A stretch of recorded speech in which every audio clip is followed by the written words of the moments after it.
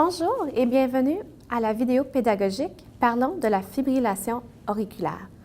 Mon nom est Caroline Brousseau et je suis une infirmière autorisée qui travaille ici à l'Institut de cardiologie de l'Université d'Ottawa. L'objectif de cette vidéo vise à vous informer au sujet de la fibrillation auriculaire. Nous allons tout d'abord comprendre le fonctionnement du cœur à l'état normal. Par la suite, nous allons poursuivre avec ce qu'est la fibrillation auriculaire, les signes et symptômes de la maladie, les examens cliniques associés avec le dépistage de la FA, ainsi que le traitement courant. Après coup, je vous expliquerai la relation entre la fibrillation auriculaire et les accidents vasculaires cérébraux, connus sous l'abrégé AVC. Finalement, je conclurai avec des conseils pratiques pour vivre convenablement avec la fibrillation auriculaire. Commençons par expliquer le fonctionnement du cœur à l'état normal. Le cœur est un muscle qui pompe le sang dans le corps et il est formé de 4 cavités. Les 2 cavités supérieures sont appelées des oreillettes ou oreillettes.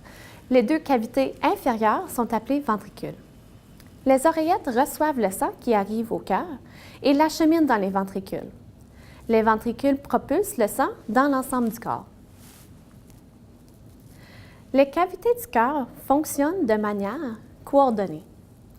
L'oreillette et le ventricule droit propulsent le sang dans les poumons pour oxygéner le sang, alors que l'oreillette et le ventricule gauche propulsent le sang oxygéné dans le reste du corps.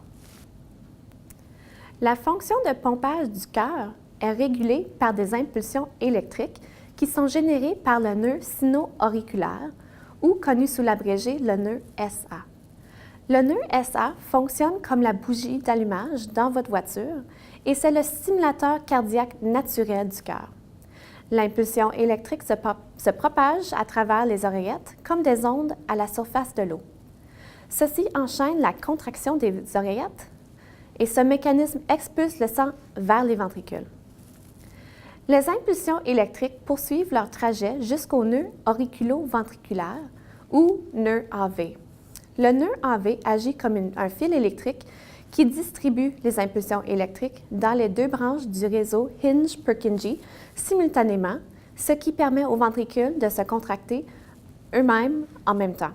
Ceci permet au fonctionnement cardiaque efficace.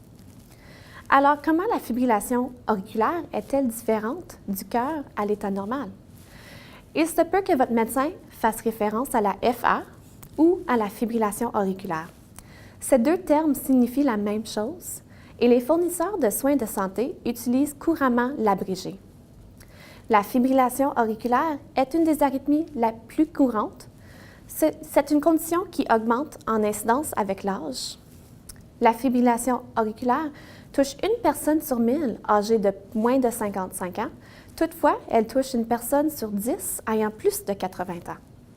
La FA est plus commune chez les personnes qui sont atteintes d'hypertension artérielle, d'insuffisance cardiaque, de coronopathie ou qui ont des problèmes de valves cardiaques. La FA est une des arythmies qui se produit dans les cavités cardiaques supérieures ou les oreillettes. Chez un patient souffrant de fibrillation auriculaire, les impulsions électriques sont générées par multiples sites dans les oreillettes à la place du nœud sino-auriculaire ou nœud SA. Ces impulsions sont désordonnées, irrégulières et parfois trop rapides. Le flutter auriculaire ressemble à la fibrillation auriculaire, mais il est moins courant. Un grand nombre de patients souffrant à la fois de flutter auriculaire et de fibrillation auriculaire. Dans le flutter auriculaire, les impulsions électriques sont plus régulières, mais elles sont trop rapides et inefficaces. Les symptômes et les traitements se ressemblent. De plus, le risque d'accident vasculaire cérébral est comparable pour les 2 conditions. Pour souci de simplicité, le reste de la présentation abordera seulement la fibrillation auriculaire. Il y a 3 types de fibrillation auriculaire. Lorsque les épisodes de FA durent de quelques secondes à quelques heures et se manifestent et disparaissent spontanément, il s'agit de la FA paroxystique. Il est possible que ce type ne requiert aucun traitement. La FA persistante dure plus qu'une semaine et en général nécessite un traitement médical pour remettre le cœur en rythme régulier. Finalement, la forme chronique de la FA se nomme la FA permanente. Cette forme est constante. On affirme que c'est chronique lorsque les divers traitements médicaux n'ont pas permis le retour au rythme cardiaque normal ou que le retour au rythme cardiaque normal n'est plus désirable ou souhaitable. Si vous n'êtes pas certain du type de FA que vous souffrez, n'hésitez pas à contacter votre médecin traitant ou votre fournisseur de soins de santé. Il est estimé que la FA touche environ 350 000 personnes au Canada. Dans la majorité des cas, les personnes atteintes de la FA peuvent mener à une vie normale si leur arythmie est bien gérée.